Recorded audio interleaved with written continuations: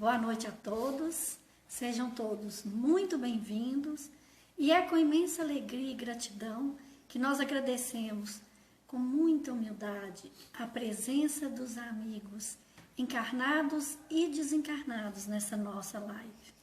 Ao Mestre Jesus, ao Dr. Pedro Luiz e a sua equipe, sejam todos sempre muito bem-vindos para o ensinamento de Jesus. A Dani vai ler para a gente uma mensagem, do livro Vigiai e Orai. Nós vamos fazer a nossa prece. Carol vai nos ajudar na continuação da questão 872 do Livro dos Espíritos.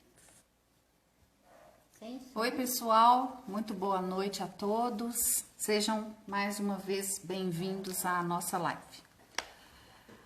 Vibrações negativas. Pensamentos infelizes geram vibrações negativas. Vibrações negativas atraem outras, criando uma aura de perturbação. Não assimiles as vibrações de descrença que contêm as palavras de revolta. O pessimismo, lentamente, exaure as forças de quem se deixa envolver por ele. Vibra positivamente, criando ao teu redor um escudo de proteção. Não te faças vulnerável às ondas de desânimo e de tristeza. Nada dá certo apenas para quem não se preocupa em acertar. Os reveses são naturais. Não há ninguém que só encontre facilidades. Não ofereça sintonia aos que atravessam o dia queixando-se de tudo e de todos. Então, vamos agora acalmar nossa mente com essa mensagem tão inspiradora, fechar os nossos olhos e sintonizar, gente, com a mensagem que os amigos e os irmãos espirituais sempre nos ensinam no caminho do bem. Mestre Jesus, com imensa alegria, Senhor, que de braços abertos e com a alma escancarada recebemos esses fluidos e esta vibração de amor. Mestre Jesus, que a alegria da nossa alma, a alegria da nossa vida se faça presente com os teus ensinamentos. Mestre, agradecidos estamos, Senhor, pelo caminho que nos iluminastes. Agradecidos estamos, Senhor, com todas as estrelas e a beleza do céu, que derrama nas mãos operosas dos irmãos caridosos e misericordiosos, que neste momento de aflição a todos abraçam. Agradecidos estamos, Senhor, pelo espelho de vossa alma, na luz que nos acalma, nos ensinamentos que nos fortalece, na alegria da nossa fé, na força da nossa esperança, que abraça a todos, encarnados e desencarnados, ensinando o caminho do amor.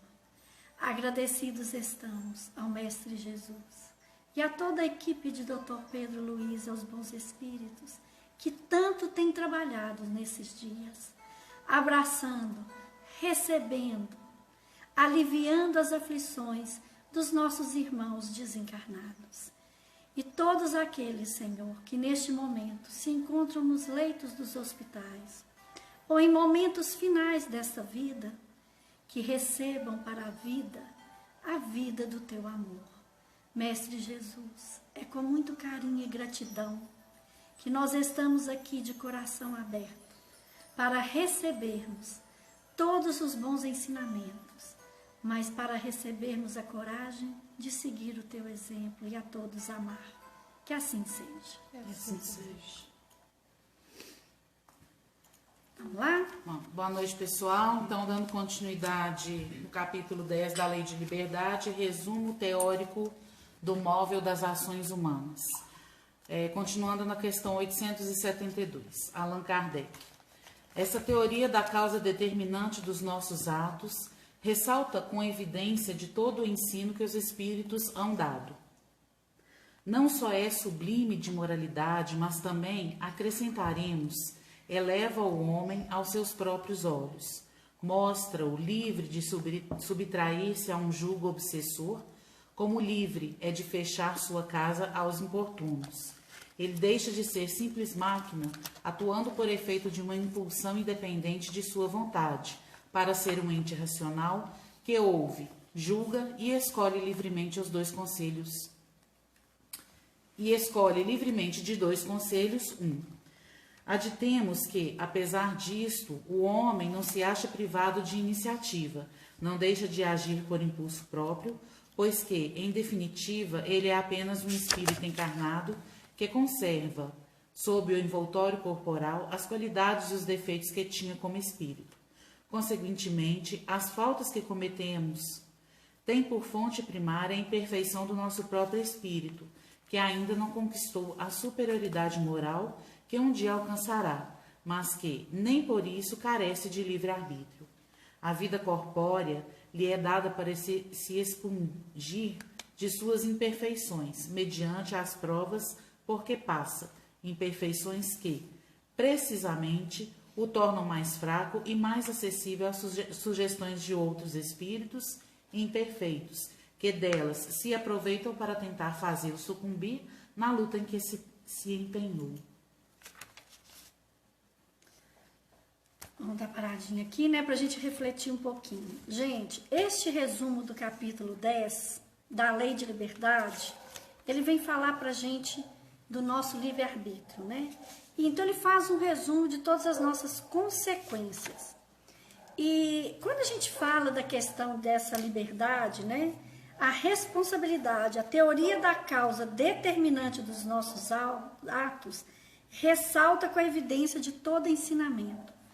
Então, neste livro, que eu acho que vale muito a pena a gente refletir, Mecanismo da Mediunidade. E este outro livro aqui, que eu falo que todo mundo que é da área médica, que é da área de saúde, Evolução em Dois Mundos. As explicações da formação da condição física e espiritual, para quem é da área de saúde, esse aqui é um grande norteador. Porque as explicações, a doutrina dos espíritos, essa doutrina que nos alivia a alma, fortalece a nossa esperança, ela é baseada no tripé de filosofia, ciência e religião. Filosofia porque ela nos consola, porque ela nos permite a razão, utilizarmos a razão para praticar a nossa fé. Então, a razão quando ela é praticada, a fé quando ela é praticada, face a face com a razão, quando Kardec, ao codificar, com a instrução dos espíritos iluminados da égide do Espírito da Verdade, né, que é Jesus, quando ele diz que tudo que ele estava codificando, os amigos espirituais diziam que se a ciência provar o contrário, fique com a ciência. Porque ele dizia que a fé inabalável é aquela que tem uma razão lógica de ser.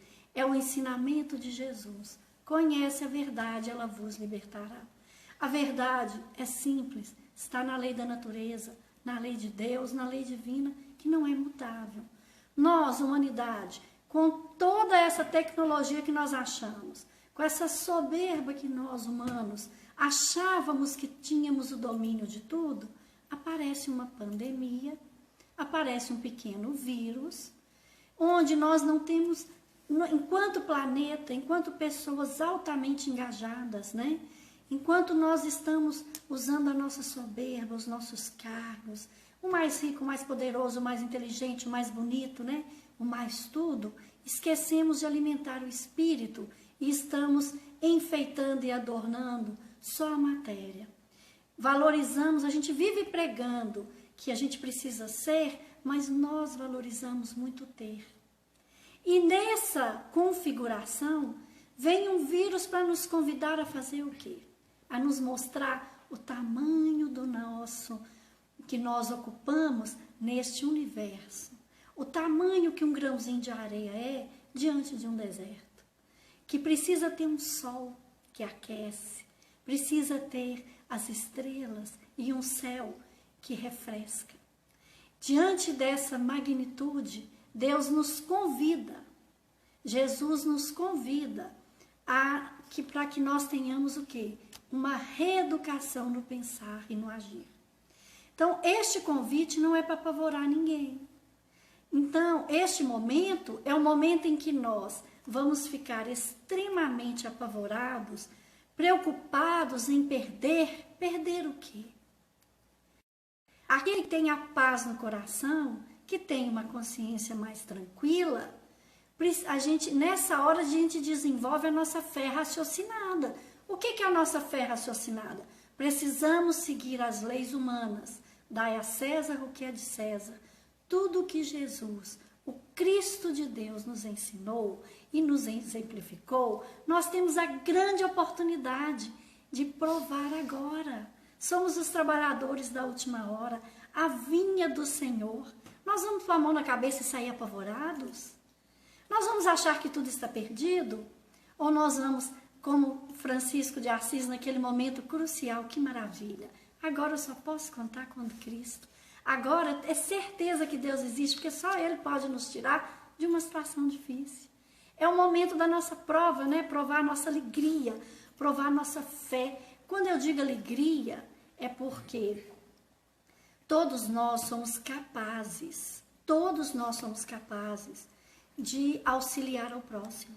O convite que nós recebemos agora é a alegria que alimenta a alma, é a alegria da vida verdadeira, é a certeza que o caminho do bem é Ele que nos fortalece, é aquela alegria de que, mesmo a lágrima descendo, mesmo a dor da despedida, mesmo a saudade, às vezes as nossas despensas vazias, aparece, gente, anjos, pessoas boas na nossa vida, que nos alentam, que trazem algo, que nos ligam e nos perguntam. A gente, na hora do nosso desespero, a gente esquece os anjos que aparecem para nos dizer e nos fortalecer. E falando sobre esse momento, né, do corpo, que aqui fala muito do livre-arbítrio, nós temos a vontade como motivação para os nossos pensamentos. Nossos pensamentos viram hábitos. E os nossos hábitos se tornam o quê? O nosso agir. Então, é muito perigoso e também muito valoroso. Então, eu gostaria de ler nesse livro O Mecanismo da Mediunidade, quando os amigos, né, ditando para Chico Xavier, André Luiz, que foi médico aqui na Terra, dita e diz o seguinte, ele trabalhava exatamente com estudo científico de busca de remédio, né? Fácil entender que todo desregramento de natureza física ou moral faz-se refletir de imediato por reações mentais consequentes sobre as províncias celulares, determinando situações favoráveis ou desfavoráveis ao desequilíbrio orgânico. A suscetibilidade que os nossos pensamentos descarregam e fazem com que condições hormonais sejam ativadas em nosso organismo, afetam deliberadamente nossa condição física. Sem contar que essas ondas negativas de desespero abaixam nossa imunidade e atraem o quê? Todas aquelas energias que são deletérias. A limpeza que está acontecendo no planeta é para que nossos irmãos que estão partindo, eles vão voltar já com uma nova proposta, né? Agora, os nossos irmãos, nós, aqui, nesta vivência, se estamos partindo agora em função desse vírus, ou daqui a um tempo por idade, ou daqui a pouco tempo por respostas kármicas, quando nós pudermos reencarnar, será que nós poderemos nascer na Terra de novo? Será que nós vamos ser merecedores? Então, aqui está dizendo o seguinte, por que isso? O pensamento é a força que, devidamente orientada, no sentido de garantir o nível das entidades celulares no reino fisiológico, o nível das entidades celulares no nosso organismo, facilita a migração, que ele acelera a mobilidade para certos efeitos de preservação ou defensiva, seja na improvisação de elementos combativos e imunológicos, ou na impugnação aos processos patogênicos com a intervenção da consciência profunda. Traduzindo, gente, eu não sou da área de saúde, os nossos pensamentos geram descargas que afetam todo o nosso componente celular que podem nos preservar e fortalecer ou podem, desta forma, afetar o nosso sistema imunológico. O medo, o desespero, o desânimo, ele baixa a nossa condição imunológica, né? Então, o que a gente fala? Existem algumas doenças oportunistas que simplesmente pelo nosso baixo astral, pela nossa baixa defesa, ele aparece. Já é um sinalzinho pra gente. E esse livre-arbítrio, tudo que a Carol leu para nós, ele vem mostrar isso. A nossa responsabilidade na nossa escolha e o nosso equilíbrio em domar a nossa vontade, né? Então, o que a gente precisa neste momento? É acreditar exatamente nisso aqui.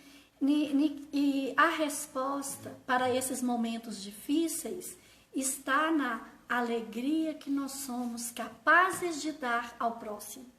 A alegria do outro nos alimenta. Um jovem procura, recém-casado com filhos, procura Chico Xavier e diz para ele que ele não entendia por que ele se sentia triste. Ele tinha condição financeira boa, casou com a pessoa que ele gostava, tinha 2 filhos, mas que ele sentia uma imensa tristeza, um imenso vazio. E dizia a Chico: o que é que me falta nessa vida, Chico? Por que eu sinto isso? E eu sei que eu sou uma pessoa de privilégios. E aí Chico dizia: olha, meu irmão, Emmanuel manda te dizer que a única coisa que te falta é fazer a alegria dos outros. Que você já descobriu que ter as coisas não te dá tanta alegria. Faça a alegria do próximo e depois venha me contar. Fazer a alegria do próximo. É isso que vai fortalecer nosso sistema imunológico. E outra coisa, aonde nós estamos, é ali que nós estamos plantados para florescer. Aonde nós passamos, é o caminho que nós vamos seguir para levar alento ao próximo. Gente, e eu sei que está todo mundo cansado. E nós temos que, neste momento, independente de estar cansado, dá para a gente conversar, mandar um coraçãozinho lá, né? Pelo WhatsApp. Olha, e por mais cansados que nós estejamos, nós podemos rezar por alguém. A nossa obrigação é ajudar a limpar a esfera do planeta, no mínimo com uma prece. No mínimo, entendendo, Jesus disse, quando ele foi caminhar para ser crucificado, ele disse àqueles 3 discípulos que estavam próximos a ele: não temais, eu venci o mundo, vós também podeis. Então, nós agora estamos aqui para, com as nossas oportunidades, vivendo esse momento privilegiado de servir a Deus, seguindo o exemplo de Jesus. Vamos lá? Então, continuando. Se dessa luta sai vencedor, ele se eleva. Se fracassa, permanece o que era, nem pior nem melhor. Será uma prova que lhe cumpre recomeçar, podendo suceder, que longo tempo gaste nessa alternativa. Quanto mais se depura, tanto mais diminuem os seus pontos fracos e tanto menos acesso oferece aos que procuram atraí-lo para o mal. Na razão de sua elevação, cresce-lhe a força moral, fazendo que dele se afastem os maus espíritos. Todos os espíritos, mais ou menos bons, quando encarnados, constituem a espécie humana, e como o nosso mundo é um dos menos adiantados, nele se conta maior número de espíritos maus do que de bons. Tal a razão porque aí vemos perversidade. Façamos, pois, todos os esforços para a este planeta não voltarmos, após a presente estada, e para merecermos ir repousar em mundo melhor, em um desses mundos privilegiados, onde não nos lembraremos da nossa passagem por aqui, senão como de um auxílio temporário. Olha que maravilha esse ensinamento, né? Jesus sempre dizia, né, que ele prepararia para nós uma nova morada. Esta morada, gente, não é uma condição física, é uma morada de sintonia e vibração, de bons espíritos, de bons sentimentos. Vocês já imaginaram nós podermos viver em um planeta, nós podermos todos, em qualquer lugar que a gente chegar, nós sermos recebidos com alegria? Já imaginaram que em todos os cantos que nós formos, não tem ninguém que vai nos constranger quando a gente chegar? Todos os lugares que nós formos, todas as pessoas são nossos queridos. Imagina a paz. Já imaginou um lugar onde todos aqueles que são responsáveis por administrar tributos e distribuição sobre a sociedade, cidades, todos são extremamente transparentes, justos e claros? Não é utopia, não é sonho, é a nossa educação enquanto espírito que pode nos levar a este estado, a esta condição. E o convite agora é para isso, não é para desanimar. Existe um primeiro-ministro jovem, canadense, que ele faz um trabalho maravilhoso, maravilhoso. E eles pegaram na capital do Canadá, em Ottawa, eles pegaram lá a principal arena do principal esporte de lá, né, de rugby, de hockey. O que eles fizeram? Colocaram 140 camas com tudo que precisa e pegaram todos os moradores de rua e convidaram. Lá eles têm alimentação, têm banho, ninguém é obrigado a ficar lá. Mas para que eles possam se proteger do coronavírus. E preocupado com mulheres e crianças, eles arrendaram 140 quartos de hotéis para que as mulheres moradoras de ruas, com as crianças, que sim, em todos os países do mundo existem sim miséria nas suas orbes, nas suas cidades. E aí para que as mulheres com crianças pudessem ficar na mesma condição, mas em hotéis. Onde se pensa e onde se distribui, onde se dá dignidade sem o ar de uma esmola, onde se alivia. Madre Teresa de Calcutá, quando foi questionada por que ela trabalhava com aquele povo mal cheiroso e que ia morrer mesmo, por que ela fazia isso? E ela dizia, olha, eu gosto de dar um bom banho para que eles possam morrer com dignidade.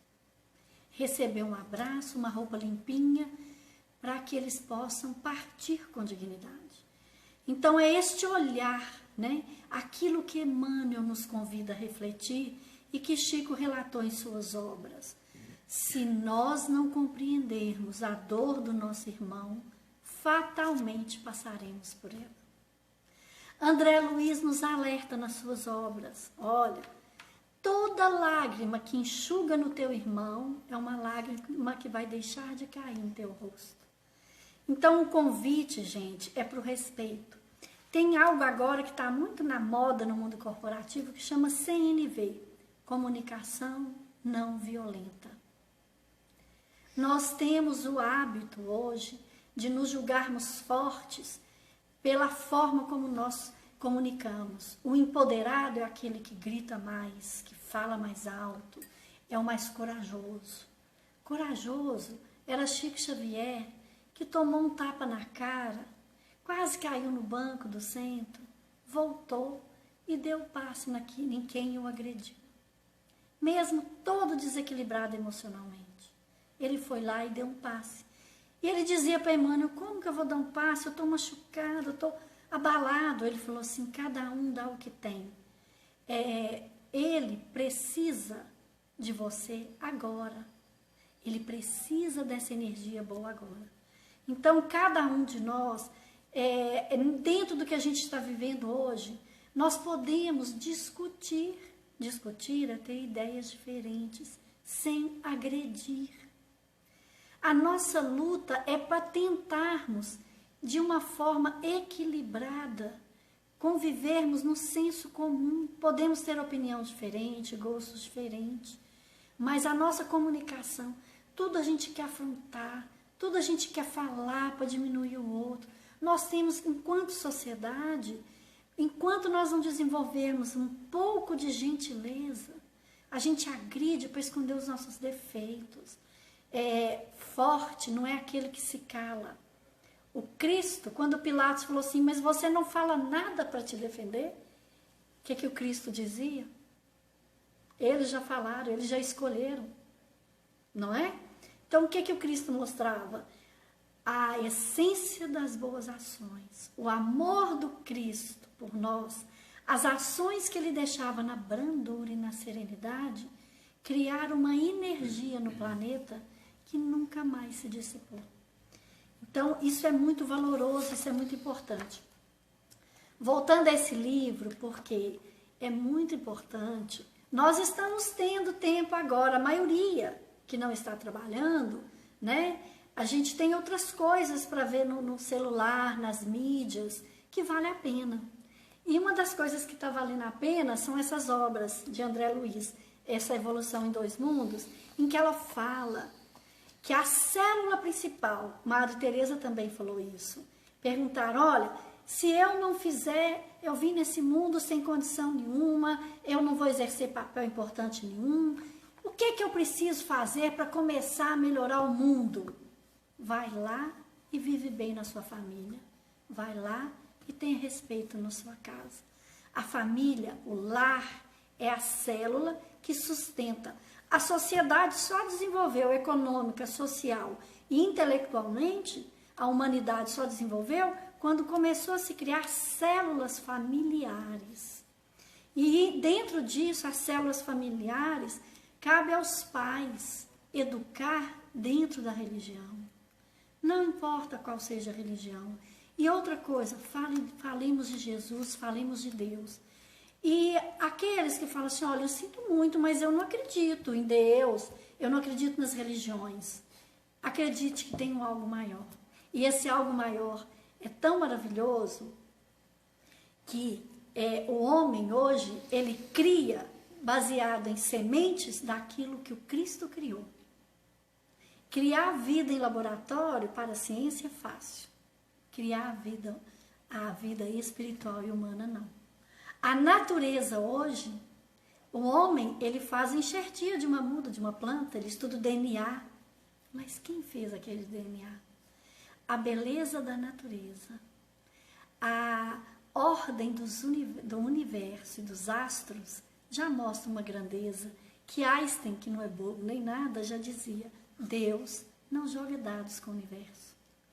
Se o oceano tivesse 1 metro a mais, a menos de profundidade, a vida na Terra se elimina. Então, quem é essa ordem que segura os planetas? Quem é esta ordem que criou este oceano com esta profundidade? Quem somos nós para falar? Independente, o Cristo ainda nos abraça de toda forma. Nós não podemos ter, gente, nessa vida, a gente precisa ter a humildade de entender a grandeza e a riqueza do momento em que estamos vivendo. Buscar nas religiões, buscar na nossa fé, buscar na nossa conduta. Religião não é placa, não é nome, não é templo, não é casa, não é ritual. Religião, religiosidade é a nossa atitude, baseada nos exemplos do Cristo. Nós, às vezes, precisamos, sim, de alguém que possa nos instruir. Alguns precisam de um pastor, uns confiam no padre, outros basta uma palestra, para alguns basta ler, para outros eles vão aprender a meditar e entrar na sintonia do budismo. Né? Muitos vão ler o Antigo Testamento, não importa. O que importa é a conduta, é Deus no coração. Neste livro, Evolução em Dois Mundos, ele tem no capítulo que fala do corpo espiritual e da importância das religiões, que foi ditado em 1958, em Pedro Leopoldo. Olha o que André Luiz diz. Eis que o cristianismo cristão, Jesus, o Cristo de Deus, Jesus veio para nos cristianizar. Eis que o cristianismo grandioso e simples ressurge agora no Espiritismo, induzindo-nos à sublimação da vida íntima, para que a nossa alma se liberte da sombra que densifica, encaminhando-se renovada para as culminâncias da luz. Eis que, na revelação da verdade, de que nós não morremos, que a nossa vida é imortal, que o nosso corpo descansa para a terra, do pó viestes, do pó voltarás. Mas que a nossa alma, o nosso espírito, né, ele encontra nos braços da criação, do Criador, que é Deus. Então, diante disso, né, a gente pode dizer, nós aqui, em vários capítulos, inclusive no capítulo que fala sobre o tópico suicídio e loucura no Evangelho segundo o Espiritismo, os amigos espirituais nos dizem que não devemos desesperar. Porque cada vida que nós temos aqui, ela é um segundo, uma reencarnação representa bem menos que um dia na nossa eternidade de espírito imortal. Vamos lá? Denise, acabou essa questão, essa parte, Isso. tá? Mas eu tenho uma pergunta. Eu assisti um filme, muitas pessoas já devem ter assistido, não sei se você também assistiu, o filme Deixe-me Viver. Ah, lindo. Então você vai saber do que eu vou perguntar. No final, quando um espírito já estava encarnado, né? Porque é um filme que trata a respeito do aborto, o espírito estava já estava encarnado e a mãe estava na clínica. Aquela parte onde o espírito aparece para ela e ele balança negativamente a cabeça, perguntando por que ela não queria ter aquele filho. Ele relata que depois, quando ele chega lá no plano espiritual, né, ele foi amorosamente repreendido. Ele não teve uma punição, porém ele pegou para ele um débito, né? Ele adquiriu um débito. Eu não vejo como essa aparição, como se ele tivesse interferido no livre-arbítrio dela, porque depois que ele apareceu para ela, ela não quis, ela saiu, foi embora da clínica e resolveu ter a criança. Aí eu te pergunto, Ele interferiu. Ele interferiu, ele contraiu essa dívida só porque ele apareceu, porque, ao meu entender, o tempo inteiro nós estamos sendo intuídos, tanto para o bem quanto para o mal, certo? Aí, se você escolhe ir para o lado do bem, é lógico que esse espírito não vai contrair uma dívida para ele. Você tá entendendo? Entendi. Foi só porque ele apareceu? Foi só por isso? Deixa eu te falar, esse filme foi feito por quem? Ai, meu Deus. Esse filme... Vou procurar aqui agora. Ele foi feito, né, por quem? É baseado em alguma obra ditada pelos espíritos? Né? Então, é o seguinte, a forma como se fez o filme, ele é veementemente 100% livro. E outra coisa, nós temos que tomar bastante cuidado, porque muitas vezes a sutileza com que os amigos espirituais nos alertam e nos indicam gera a subjetividade das interpretações, e isso é importante. Por isso que a doutrina dos espíritos é filosófica, porque cada um de nós estamos numa condição, cada um tem um tempo para entender. Por isso que Jesus ensinava por parábolas. Uns vão entender só como uma historinha. Quando a gente é criança que ouve, a gente entende de uma forma. Quando você está adulto, quando você passa por uma dificuldade, quando te contam, como é que eu não vi que tinha isso ali? O que essa história está querendo me contar, né? Dessa grandeza. O livre-arbítrio, né? Essa vontade, independente de qualquer coisa, a sensação e a emoção, no pouco assim, né, que a gente conhece, o que a gente sabe é que todo espírito, ele só é permitido que ele apareça, que ele se torne visível para aqueles a que têm condição de ver. Então, existe uma condição ali necessária para que o espírito possa ser percebido. Precisa ter alguém próximo com alguma mediunidade para que ele possa se permitir ver. Existe uma espiritualidade maior que também vai permitir que a outra pessoa o veja. Porque nós estamos cercados de espíritos em volta do nosso planeta, a humanidade do planeta Terra é 5, 6 vezes o que nós estamos vendo aqui como reencarnados. Então, este espírito, para que ele apareça, para que ele seja possível que ele seja, para que ele se manifeste, para que ele permita a visibilidade, foi necessário que uma espiritualidade maior desse essa permissão, tanto para aquela que viu, quanto para aquele que pôde se manifestar. Então, fiquem tranquilos, assim, nesse sentido, né, a gente tem que ficar tranquilo pelo seguinte, essa repreensão que ele sofreu, né,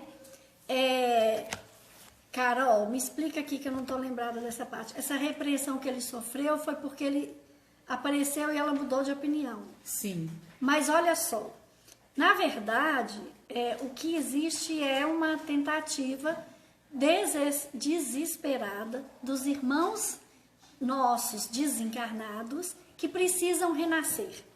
Eles precisam vir. Então, o desespero que os espíritos ficam, tanto que eles falam, olha jovens, tomem muito cuidado com o enamorar, porque os espíritos precisam tanto vir que eles causam eles causam pra gente uma ilusão, nos deixa cego quando nós nos apaixonamos, principalmente jovens, e porque quando os espíritos percebem que eles têm naquele casal a oportunidade de vir como filhos, eles começam a induzir, a inebriar numa onda de grande, né, envolvimento, entorpecimento, para que aquele casal tenha um filho, engravide, porque esses espíritos precisam vir. O desespero de um espírito que precisa reencarnar, ao ver a agressão de alguém que quer tirar, eles fazem de tudo para que nós não possamos desistir. Gente, tem um doutor, que eu esqueci o nome, nos Estados Unidos, que na década de 70, ele tinha uma clínica liberada, que nos Estados Unidos, no estado, a lei lá é por estado, por distrito. Ele podia fazer aborto, ele tinha clínicas de aborto. E aí, quando apareceu o ultrassom, o primeiro ultrassom, que ele, ao fazer o primeiro aborto, que ele foi fazendo o ultrassom, ele percebeu que aquele bebezinho, aquele feto, abraçou a cânula em que ele tentava agredir, né, e tirar aquele feto, a luta do feto, tentando sobreviver no ventre da mãe.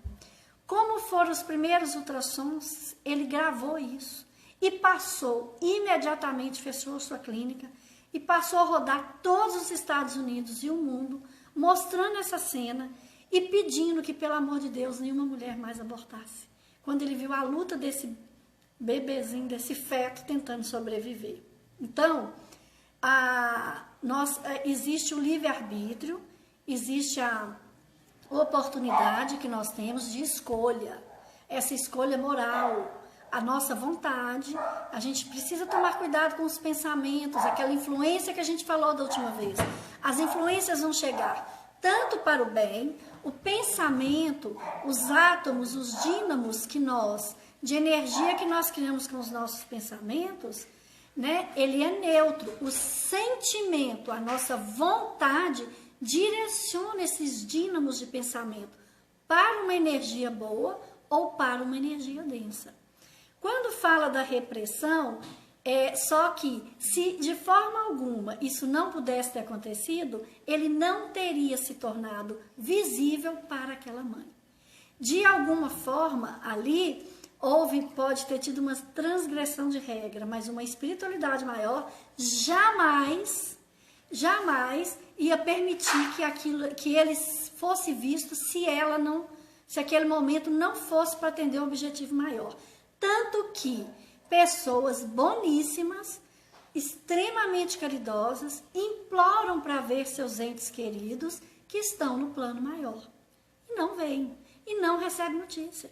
Quantas pessoas Chico chorou junto, porque foram lá pedir uma psicografia, a psicografia nunca veio. Eu tenho uma amiga que faz um trabalho maravilhoso, há mais de 40 anos numa casa espírita, nunca recebeu uma linha da mensagem de onde a sua mãe está. Então isso, tudo o que acontece é porque tem a permissão de Deus, tem a permissão de Jesus e o ensinamento é maior. Então, como isso se tornou um filme, né, uma história, podem ter certeza, só é permitido quando existe um algo maior, quando existe a mão de Deus. Nada acontece por acaso. Então, quando os espíritos do mal, que a gente chama de espíritos de mal, os nossos irmãos ainda imperfeitos como nós, conseguem agir e a gente fica indignado como é que eles conseguiram cometer tanta atrocidade, podem ter certeza. Existe um grande ensinamento, um grande resgate e um grande amparo da espiritualidade superior. Não podemos esquecer desse momento. Achei aqui, ele só fala que foi amorosamente repreendido, pois havia desrespeitado a lei do livre-arbítrio e acabou contraindo uma dívida. O livro Essa dívida aqui, de quem que é o autor do livro? Então, é da médium Irene Pacheco, autoria espiritual de Luiz Sérgio. Esse aí que ele fala, né, que ele contraiu uma dívida, é porque no momento em que ele enterneceu por aquela condição, porque com certeza naquele ciclo ali tinha uma mediunidade que permitiu que ele fosse visto, naquele momento ele enterneceu o coração daquela mãe, né? E ela tinha uma livre escolha. Mas o que nós temos que entender também, né, que a gente precisa também ter muito respeito com relação às obras, é que às vezes existem sim algumas pequenas distorções e quem somos nós para relatar o que é certo e o que é errado. Mas dentro da espiritualidade ali foi permitido que isso acontecesse porque certamente traria um benefício maior. Foi isso que ele conseguiu. Então vamos lá, continuando? Vamos lá. Então vamos lá. Parte terceira, capítulo 11º, da Lei de Justiça, Amor e Caridade, Justiça e Direitos Naturais. Questão 873. O sentimento da justiça está na natureza ou é resultado de ideias adquiridas? Está de tal modo na natureza que vos revoltais à simples ideia de uma injustiça. É fora de dúvida que o progresso moral desenvolve esse sentimento, mas não o dá. Deus o pôs no coração do homem. Daí vem que, frequentemente, em homens simples e incultos, se vos deparam noções mais exatas da justiça do que nos que possuem grande cabedal de saber. Miramês, sentimento de justiça. Sabemos que o progresso moral desenvolve o sentimento de justiça, entretanto não o dá. Não é ele a sua sublime fonte, no avanço da educação e da disciplina. A lei de justiça está vibrando no centro da sensibilidade da consciência, semente divina, na sua divina expressão, colocada por Deus no energismo da vida. Entre os animais e os espíritos primitivos, a justiça se manifesta pelo instinto e pela intuição, enquanto, por vezes, ela falha nos doutos. Deve ser nos outros, não? Doutos, né? Os estudiosos. Ah, tá. Desculpa. Devido à razão e o interesse pessoal invadirem a área do coração, criando distúrbios na personalidade humana. O sentimento de justiça não é adquirido no percurso das eras, mas sim estimulado pelo progresso e o despertamento dos espíritos em ascensão para a vida maior. Gente, é muito bacana que agora nós estamos entrando já nos capítulos finais das leis morais. E é muito bacana a lei de justiça, de amor e caridade.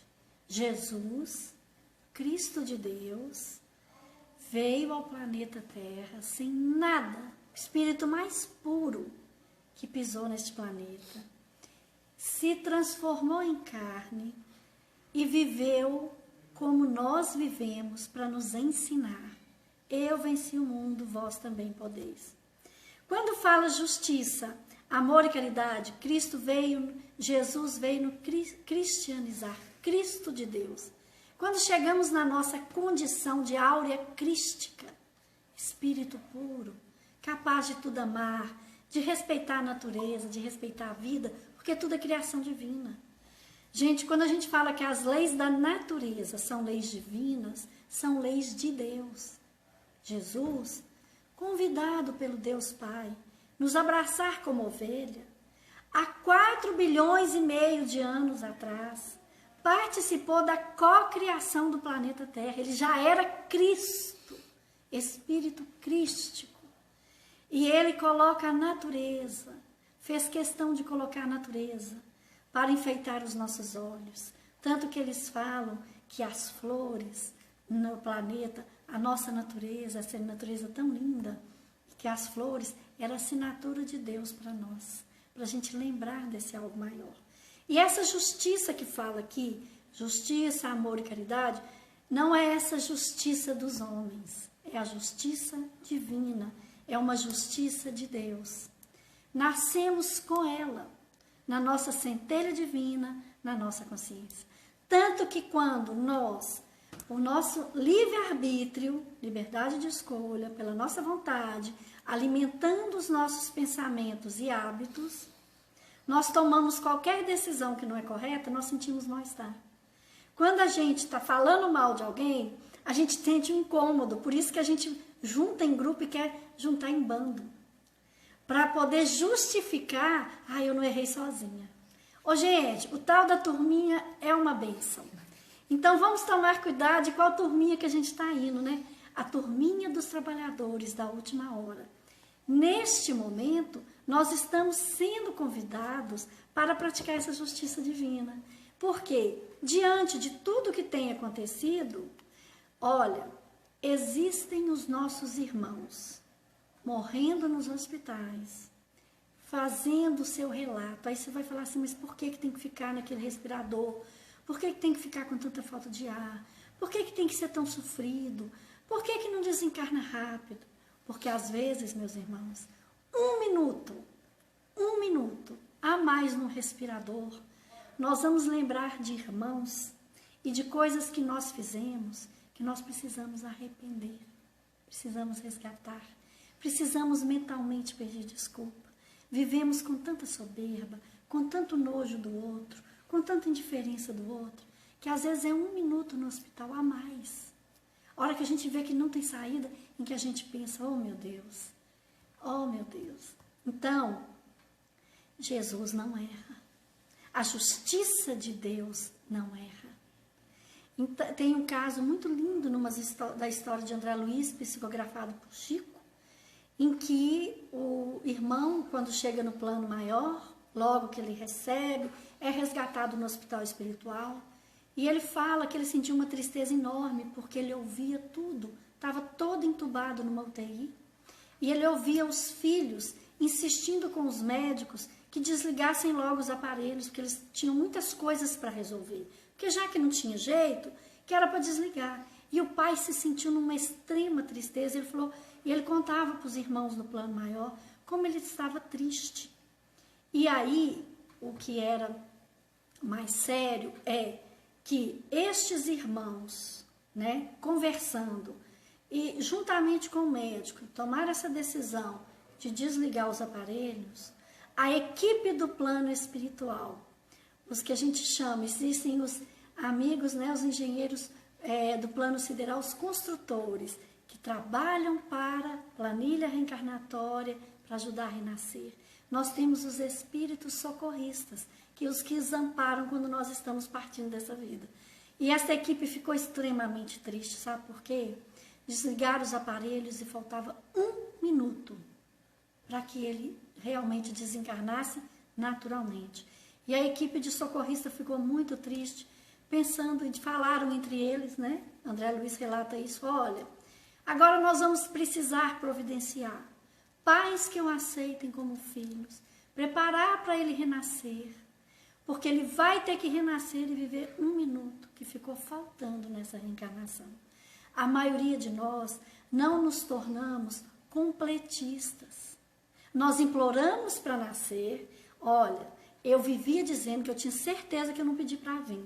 Hoje eu fico caladinha, porque a maioria dos espíritos, a maioria de nós, a gente não pediu não, a gente implorou. E quando aparece um corajoso que aceita ser nosso pai e nossa mãe, não importa o que eles façam, nós temos que honrá-lo. Porque só este corpo que a gente tem já é digno da gente agradecer. Sabe por quê? Eu tenho uma conhecida em que ela me dizia que ela não conseguia perdoar o pai, que ele abandonou, preferiu cuidar de outra família e abandonou. E ela dizia que ela amava o marido, tem 2 filhos lindos, tem uma profissão bacana e hoje ela é feliz, mas não perdoa o pai. E aí, conversando com essa nossa irmã e escutando uma palestra muito bacana do Haroldo, me veio uma ideia, a gente conversando, eu disse para ela o seguinte: você ama sua vida, você ama seus filhos demais. Você gosta do seu marido? Graças a Deus a gente vive super bem. Tem uma casa legal, você ama seu trabalho? Adoro, cuido de crianças. Então olha que beleza. Se não fosse esse pai e essa mãe, eles poderiam ter te abortado. Eles poderiam nos abortar. E você não teria conhecido quantas pessoas que valeram a pena. Aí se você vem e fala assim, minha vida não é boa, minha vida não é isso, mas eu só achei homem que me trai, credo, minha profissão é muito chata, nossa senhora, eu não tenho a beleza nem a riqueza que eu queria.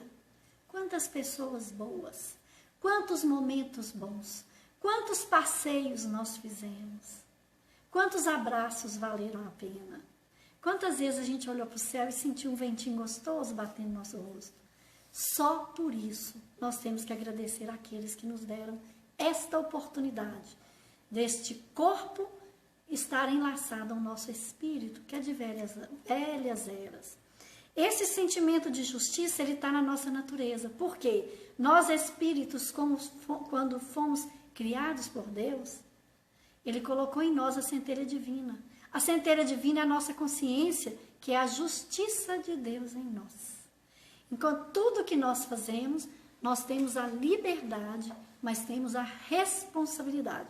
Temos a liberdade de escolha e automaticamente a responsabilidade de colher esse fruto. Então essa justiça que fala, o sentimento de justiça é inato, é inerente a todos nós. É da criação divina, é da justiça de Deus.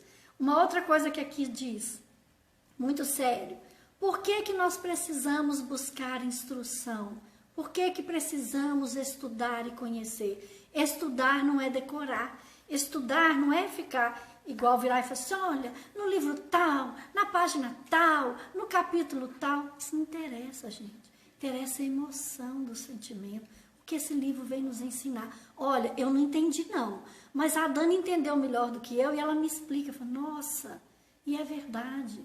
O instruir é o conversar, é o buscar. Não é ter diploma. Muitos diplomas já estão provados. Nós precisamos ter conhecimento científico, técnico, espiritual, moral. A inteligência hoje, ela já é avaliada. Inteligência musical, inteligência emocional, a inteligência pedagógica. Nós temos todos esses níveis de inteligência que nós podemos ter. A sabedoria e os títulos, eles são super importantes. Nós, como espíritos, princípios inteligentes criados por Deus, para que possamos ter a alma crística, nós precisamos de 2 asas para voar.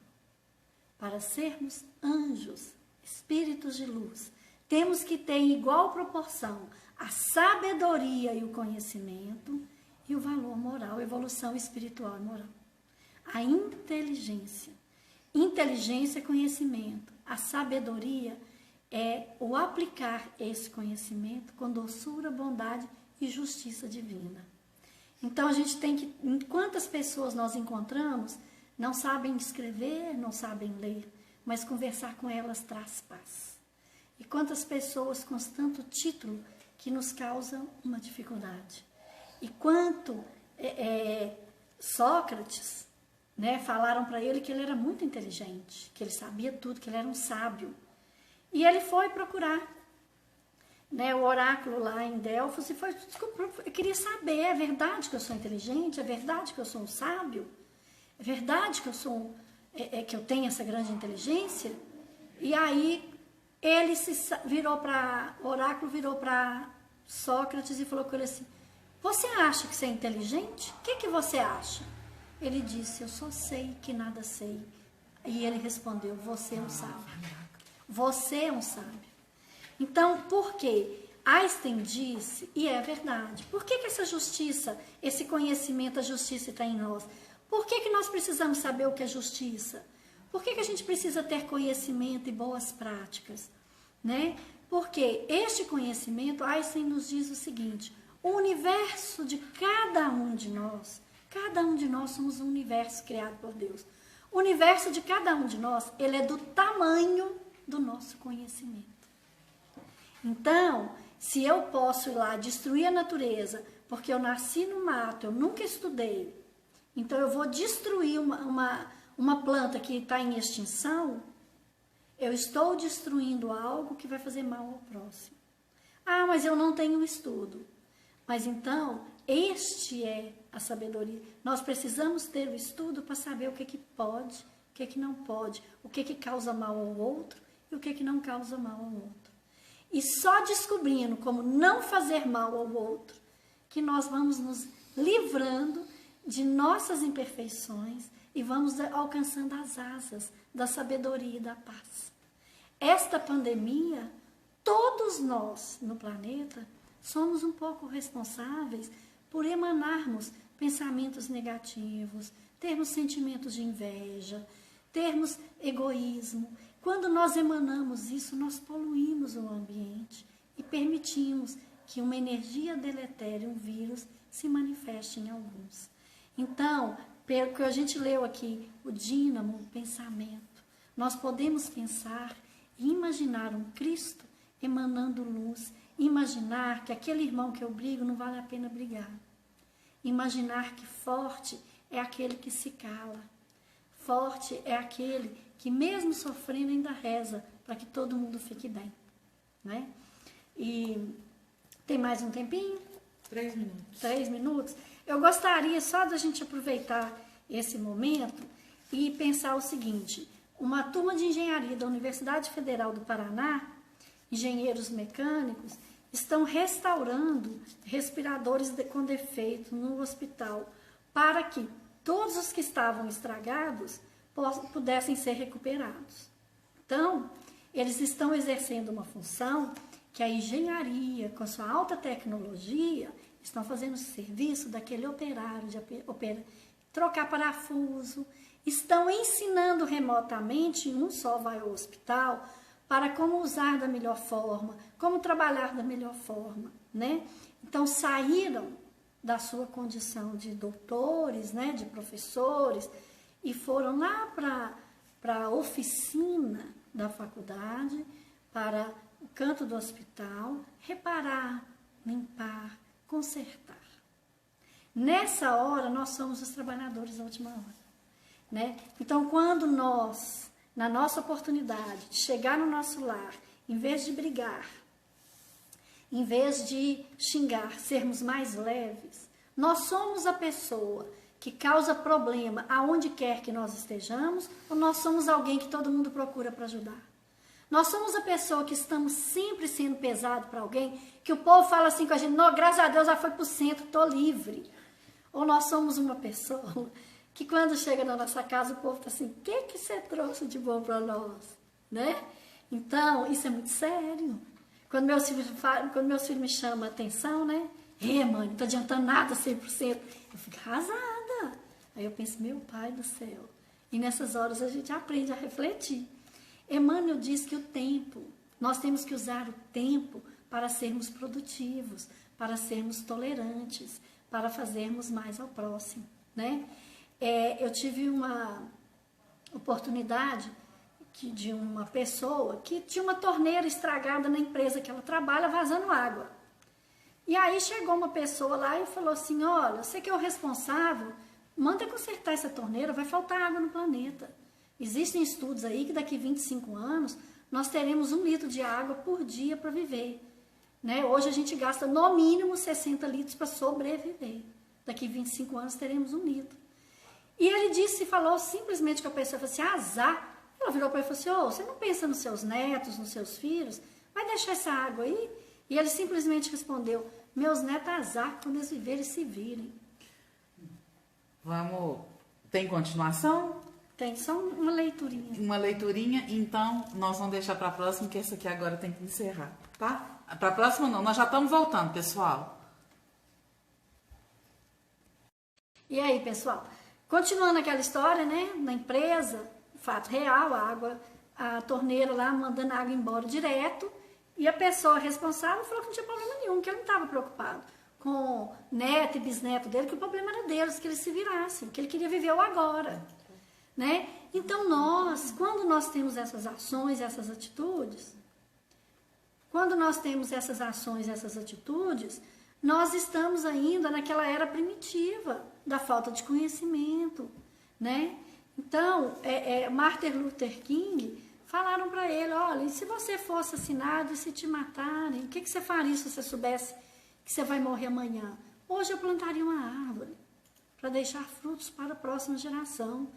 Então é nesse sentido, né? Francisco de Assis, seus momentos finais, cuidando da horta que alimentava os freis, eles falaram assim, pai Francisco, você já está numa fase tão complicada, tão ruim, o que você faria se você fosse morrer agora, à tarde ou amanhã? Eu continuaria cuidando da horta. Então, a gente conseguir entender que estamos aqui numa missão divina, que o Cristo confiou em nós, que, irmãos, o nosso mentor, o nosso anjo da guarda vela por nós, confia que nós vamos cumprir a nossa missão. Cumprir a nossa missão, gente, não é fazer grandes feitos e sair doando tudo que temos. Cumprir a nossa missão é entrar no nosso lar e aonde nós formos, sermos mais serenos e aliviar a dor do outro. Emmanuel disse que o tempo nos educa. Estamos tendo todo o tempo do mundo agora para buscar conhecimento. Se nós ignoramos uma determinada lei, a gente subjuga isso. Só que tudo que existe uma diferença entre a lei humana dos homens, que ela muda conforme a necessidade e evolução, e a diferença da lei de Deus, a justiça divina. O dia que nós exercermos a justiça divina e a lei de convivência, não vai precisar ter uma lei humana. Países mais evoluídos têm muito menos leis positivadas. Quanto mais leis tem um país, né, menos moralmente evoluído ele está. E nesse sentido vale a pena a gente refletir, né? Emmanuel dizia que nós temos que usar o nosso tempo. E muitas vezes, mais do que nunca, eu achei isso aqui hoje, e que este tempo que nós estamos vivendo, ele vai nos fazer repensar o seguinte: o tempo, ele não nos dá o direito, nós não podemos usar o nosso tempo, usar a oportunidade dessa vida, não na indisciplina, mas para controle. Não proibição de nada, livre-arbítrio, mas para nos educar. Não termos uma abstinência das coisas, né, que nós julgamos um drama, mas para nos evoluir. Não na abstinência imposta, mas no emprego digno, com o devido respeito ao outro e a si próprio. Usar o tempo no respeito ao outro e a nós, né? Isso vale-nos a gente refletir que eu já falei semana passada, meus irmãos, não pensem em desistir da vida, nunca.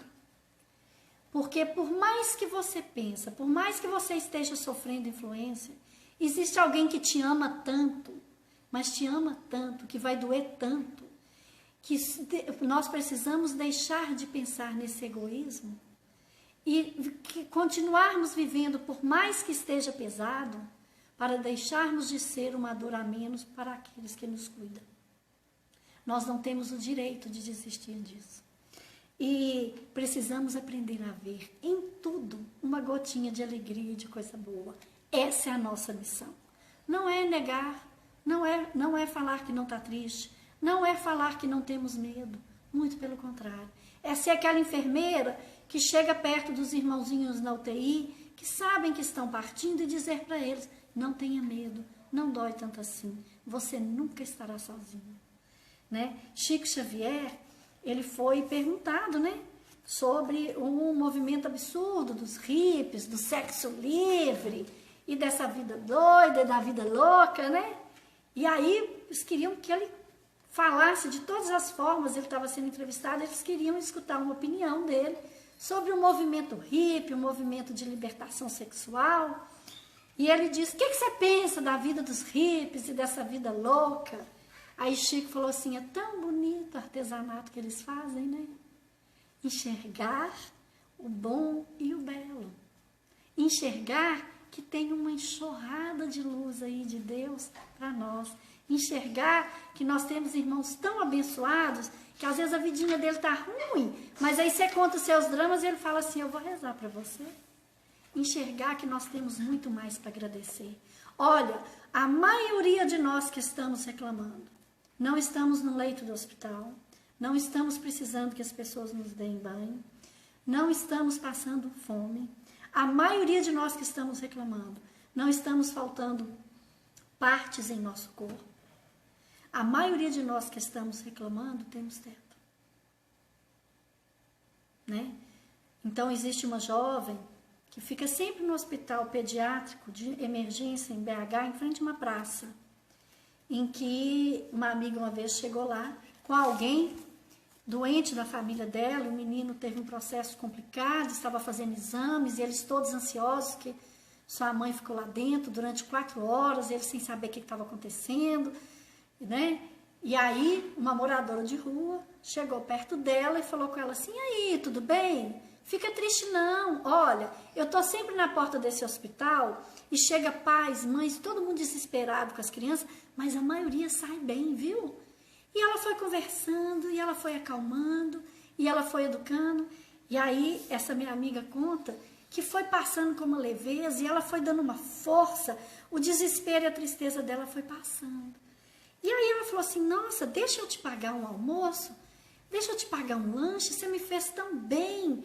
Graças a Deus, o parente dela que entrou, saiu, não era nada, grave mesmo. Essa moradora de rua tinha razão. E ela virou e falou assim: você não vai me pagar nada. O meu almoço de hoje, uma pessoa já pagou para mim. Agora eu não estou precisando de nada. Eu gosto mesmo de conversar e aliviar as pessoas.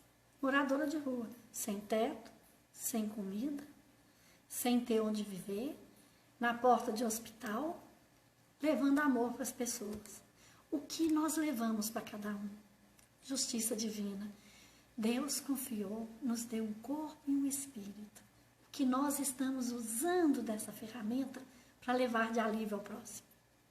Vamos lá? 874. Sendo a justiça uma lei da natureza, como se explica que os homens a entendam de modos tão diferentes, considerando uns justo o que a outros parece injusto? É porque a esse sentimento se misturam paixões que o alteram, como sucede à maior parte dos outros sentimentos naturais, fazendo que os homens vejam as coisas por um prisma falso.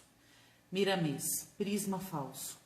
O falso é uma afirmação da existência do verdadeiro, e a mentira nos fala da verdade. Essas contradições nos impulsionam para Deus. Como contradizer Deus se Ele é o nosso Pai, a inteligência suprema, Criador de todas as coisas? É o único que sabe e tudo emana dele, em si sustentando a vida. Quando o sentimento de justiça se mistura com as paixões humanas, se enfraquece, passando a alma a esquecer essa força poderosa que sustenta a própria vida. Mas nunca prevalecem a injustiça e as paixões, por não terem sustentação. Mesmo com todo o sofrimento que as almas sempre passam para entender, Deus envia seus agentes na madrugada da vida a nos ensinar o que mais precisamos. Grandes espíritos falam e escrevem sobre a justiça de Deus. Gente, isso aqui é muito bacana, esse capítulo que fala de justiça, né? Amor e caridade. E esse tópico é justiça e direitos naturais. Aqui fala, a justiça uma lei da natureza, a lei de Deus, né? Como que explica, né, que às vezes, por que existe essa dissensão?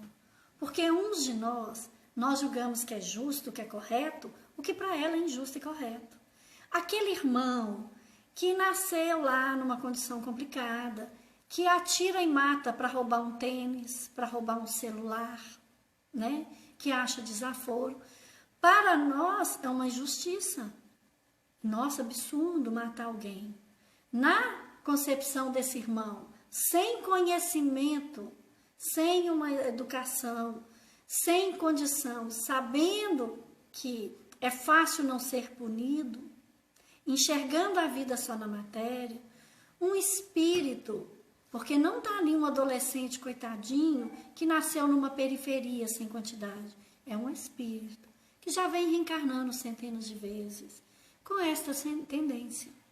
Então a questão do justo e do injusto depende do que? Aquele conhecimento, né? O universo de cada um é do tamanho que ele é. Então, muitas vezes, nós nos pegamos defendendo, por orgulho e vaidade, questões que nos alimentam a matéria.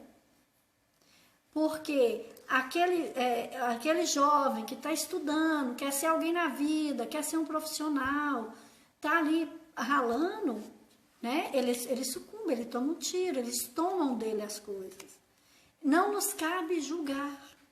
Todos nós temos as nossas imperfeições. A justiça e a injustiça, né? Conforme nós vamos avançando, nós vamos tendo o conhecimento que não se deve fazer e o conhecimento do que se deve fazer. Essa questão de um ver justo e outro ser injusto é simplesmente porque cada um de nós, a justiça é tão grande de Deus que nós convivemos com espíritos, com pessoas que são boas, mais ou menos, outras nem tão boas assim. Aí fulano tem o hábito de pegar as coisas dos outros, mas tem um coração, sabe cuidar de um idoso como ninguém. Aí o outro acha que pegar verba pública não tem problema, é do governo mesmo. Mas ele é bom para os filhos, é um bom marido, é um bom pai, né? Então, existe aquele irmãozinho que acha que pode aprontar todas, ter várias mulheres, né? Que pode xingar dentro de casa, mas é um bom chefe.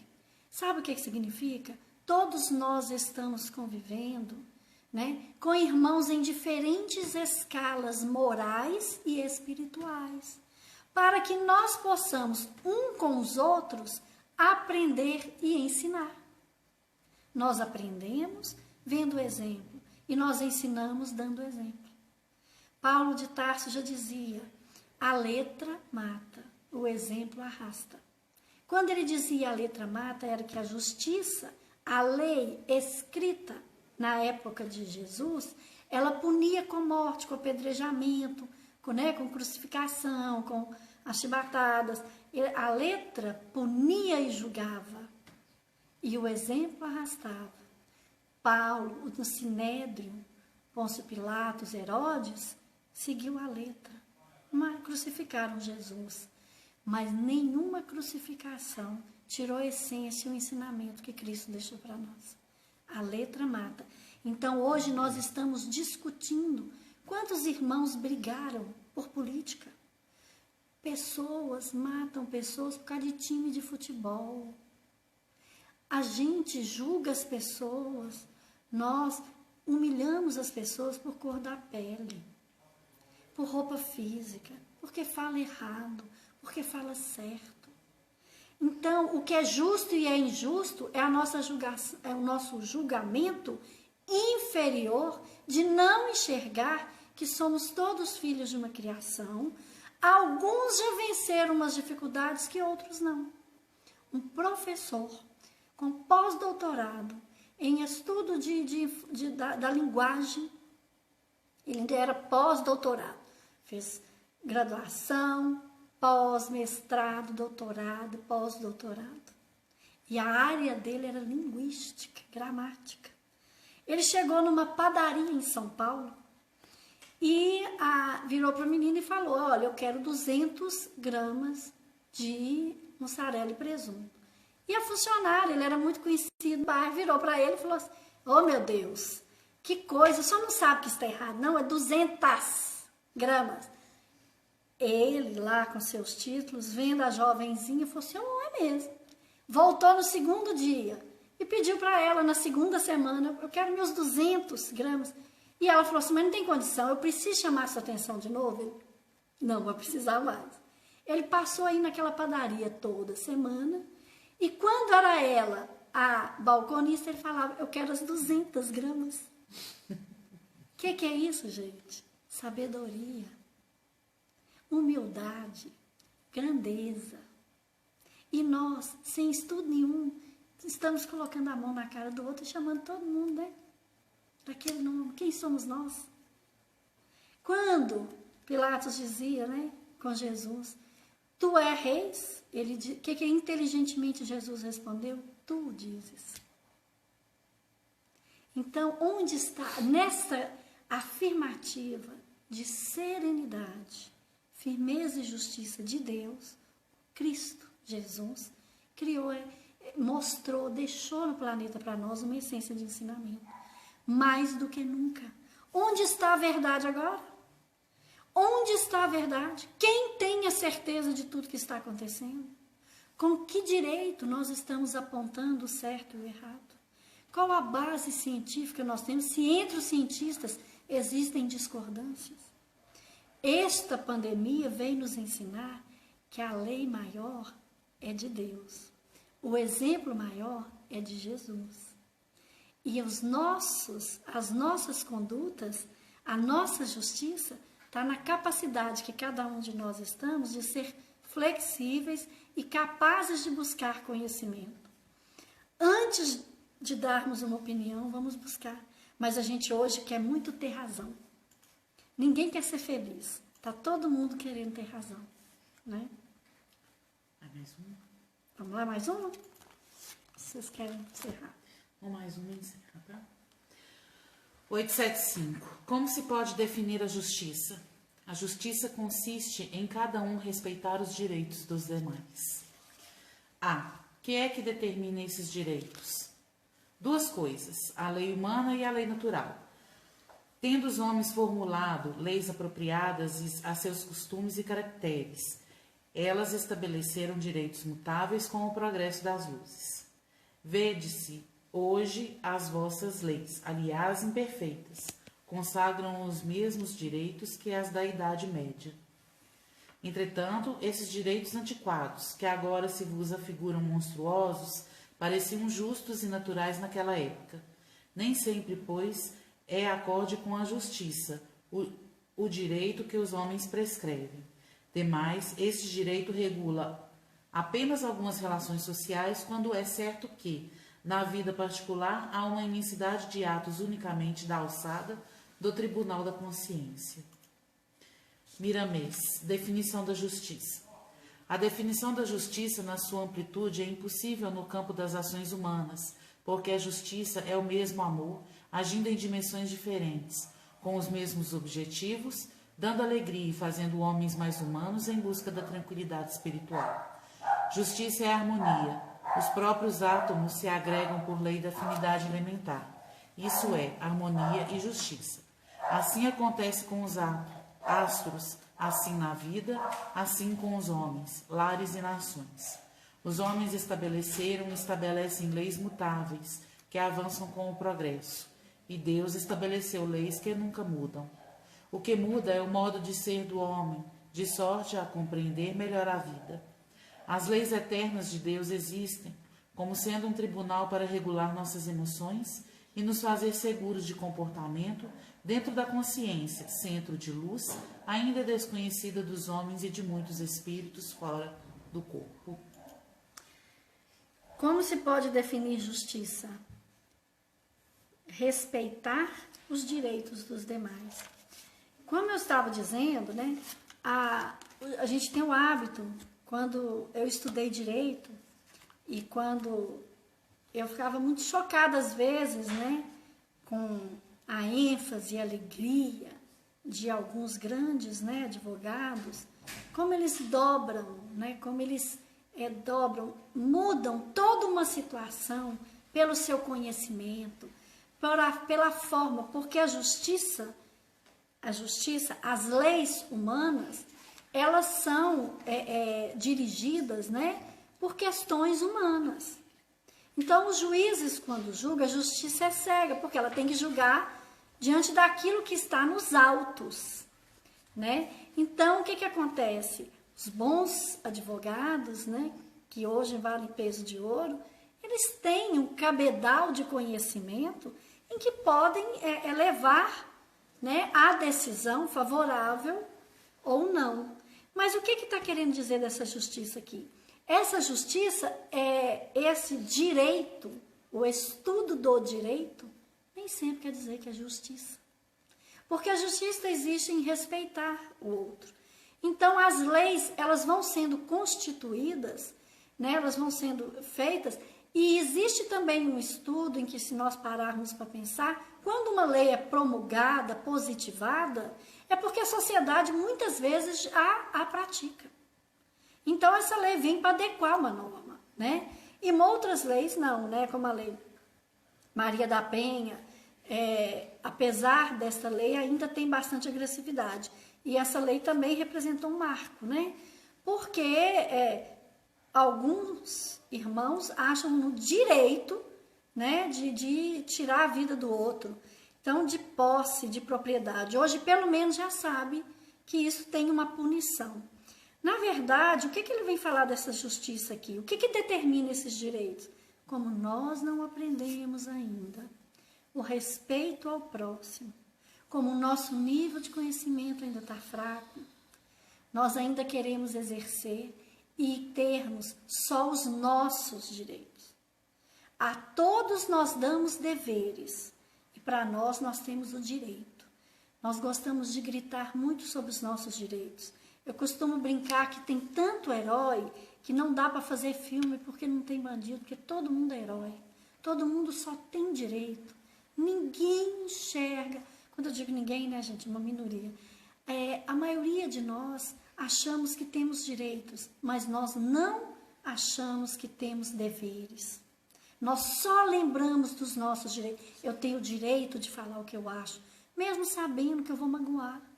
Eu não posso levar um desaforo para casa. Eu preciso fazer isso, né? Então, muitas vezes, tudo que a pessoa precisa ouvir é simplesmente falar sem ser agredido. Quando você está cansado, você é um funcionário público, você está no atendimento para alguém, numa loja, você não sabe a dor que está do outro lado. Eu já fui caixa de banco, eu já trabalhei atendendo pessoas. E eu sei muito bem o nível de agressividade com que as pessoas aproximam. E uma vez um psicólogo do banco nos treinando, eu lembro, eu nunca esqueci disso, tem muito pouco tempo, gente, porque eu só tenho 25 anos, mas isso deve ter mais ou menos uns 30 anos. E este psicólogo dizia pra gente claramente, olha, não revide, as pessoas saem de casa com as suas dores e as suas mágoas. Às vezes, a única pessoa que escuta, e por obrigação aquela pessoa, é quem está atendendo ela numa loja, numa empresa. Então, a gente chama isso da miséria moral, está tão grande. Eu estava falando da comunicação não violenta, o tom com que nós conversamos hoje. Então, quando a pessoa se acha no direito, se acha superior ao outro, o tom que ela fala, né? O tom que se entrega, às vezes, um auxílio para alguém, você ofende, agride tanto, dói tanto, né? Um morador de rua em São Paulo, ele disse para um senhor uma vez que levava caldo quente para eles nas noites frias, que São Paulo tem muita noite fria, e ele dizia o seguinte, que ele gostava quando era o dia que ele levasse, porque ele era o único que entregava o alimento para eles, mas que olhava nos olhos e dava boa noite para ele.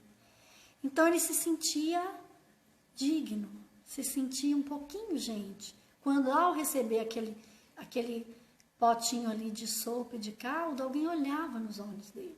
Não tem nada mais triste quando nós somos ignorados ou desprezados. A indiferença dói muito. Essa justiça, o que determina os direitos, né? Esse direito hoje, que você briga, igual fala, o que são as nossas leis? Nós brigamos pelas mesmas coisas da Idade Média, posse, né? Nós queremos ganhar tudo no grito. A comunicação não violenta. O dia que formos educados as questões dos direitos, as questões jurídicas da terra se reduzem muito. Só para termos uma ideia, 98% de todos os processos trabalhistas no mundo estão no Brasil. 98%. Né? Então, o Ricardo Amorim, aquele economista, ele mostrou isso no mapa. Eu gostava muito de contar isso para a turminha dentro de sala, que o dono do HSBC, publicando na revista Veja, uma reportagem, ele vendeu o HSBC e desistiu que sair do Brasil. E ele dizia na entrevista, falou, olha, quando eu vim para o Brasil, eu achei que brasileiro gostava de carnaval e futebol. E eu descobri que o esporte predileto brasileiro é levar patrão na justiça. E isso correu o mundo. E ele pegou o dinheiro e foi investir na Índia. Ele quis ir para a Índia e para a Turquia. Levou o banco e vendeu para outro banco aqui. Mas esse sentido existem sim, claro que tem, aqueles funcionários que são lesados sim, e tem todo o direito de ir na justiça. Mas existe uma grande maioria, graças a Deus essas leis estão sendo atualizadas, agora com as novas normas, houve um decréscimo importante nesse sentido, é respeitoso, todo mundo tem seu direito, ninguém está errado de buscar seu direito, deve-se buscar. O que nós não podemos é usar a má fé, né, para conseguir isso. Então, usar a má fé. Usar a má fé para tirar um benefício, sabe? Eu conheci uma pessoa em que ela não foi buscar esses R$600 que o governo está dando agora. É um direito, na condição. Mas por quê? Ela falou, tem pessoas que precisam mais do que eu. Então, como eu não estou precisando disso nesse momento, se eu deixar de pegar, aquele que precisa mais do que eu vai conseguir mais fácil. O dia que nós formos educados, não é só porque tem, eu vou pegar. Sabe aquele potinho de bala, quando a gente vai no médico, a gente enche a mão e enche o bolso? É isso o direito. Tem o direito de pegar, mas é necessário. Será que alguém que chegar lá com uma crise lá de diabetes, precisando de um doce, não tiver bala, isso não vai fazer falta? Chico Xavier, ele ia toda semana fazer as compras da casa e um amigo o acompanhava. E esse amigo ficou muito intrigado, surdo. Ele pegava um tomate bom e um tomate ruim. Um tomate bom e um tomate ruim. E perguntaram a ele, você me desculpa, mas por que você fica? Você está com problema de vista? Por que você pega um tomate bom e depois você pega um tomate ruim? Ah, meu filho, se eu levar só os bons, quem chegar depois de mim vai ter o que para escolher? O dia que nós aprendermos, né, a pensar no outro, esses direitos, essa lei, essa justiça, né, ela vai poder ser bem reduzida. Ela virá para questões realmente relevantes e importantes, né? E que, neste momento, nossos corações possam ser abrandados, que neste momento, em vez de discutirmos, nós temos que nos unir em prece para que a esfera do planeta melhore. Nós temos que dar amparo, auxiliar. Em vez de criticar os irmãos que estão auxiliando, vamos ajudar, vamos rezar, né? Vamos fazer uma coisa gostosa e mandar para alguém, olha, se não pode, vamos rezar. Vamos pensar, só de pensarmos, se cada um de nós tirarmos 5 minutos e fizermos uma boa prece, nós já estaríamos limpando o ambiente do nosso lar, do planeta, da nossa cidade. Aí é muito sério isso. A frequência com que nós estamos poluindo o ambiente, nós somos corresponsáveis pelos miasmas que esses vírus estão encontrando espaço. Sabe quanto tempo vai durar a nossa prova? O tempo que nós precisarmos para aprender a lição de justiça divina, a lição de direito do próximo, direito no sentido da justiça de Deus, direito no sentido de entendermos que aquilo que o Cristo dizia, eu não vim para ser servido, eu vim para servir. E que nós possamos, na nossa luta, nas nossas dores, nas nossas tristezas, não perder a nossa força de ter esperança e fé. Pedir a Deus que na nossa tristeza, nas grandes dificuldades, que nós tenhamos coragem para um dia a mais, uma prece a mais, olhar para o céu, olhar para o sol, né? Olhar, aí o dia está nublado, Tem flores lindas, as árvores ficam lindas, a natureza é linda. Que Jesus possa colocar em cada um de vós, cada um de vocês, o canto dos pássaros. Vamos encerrar? Então vamos lá? Gente, vamos mentalizar, vamos imaginar Jesus com as mãos estendidas sobre todo o nosso planeta. Vamos imaginar essa emoção linda de Jesus no Monte das Oliveiras, emanando a luz, uma vibração de amor que vai fortalecer e encorajar os nossos irmãos que estão nos hospitais. Vamos imaginar essa luz de amor abraçando todos os lares que neste momento estão com dores e aflições, acalmando os corações dos pais que vão descobrir uma forma de melhorar sua condição financeira, acalmando o coração das mães que vão descobrir uma forma de trazer esperança aos filhos. Vamos imaginar, vamos agradecer ao Cristo por em cada casa, em cada lar do nosso planeta, de ponta a ponta, possamos receber essa vibração que vai limpar todas as tristezas, os desânimos e as dificuldades, e vai acender em cada um de nós uma energia linda, um sol, o perfume de uma flor e uma vibração do mais lindo amor do Cristo por cada um de nós.